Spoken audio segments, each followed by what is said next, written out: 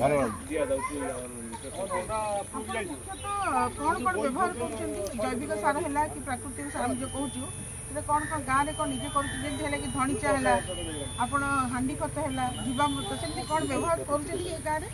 गोबर खत दि जाऊँगी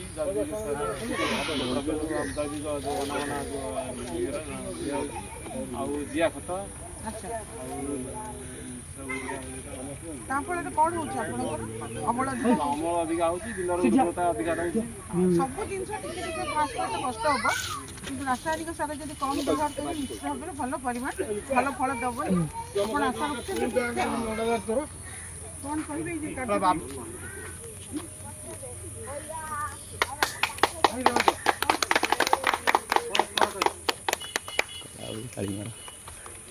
ताली मार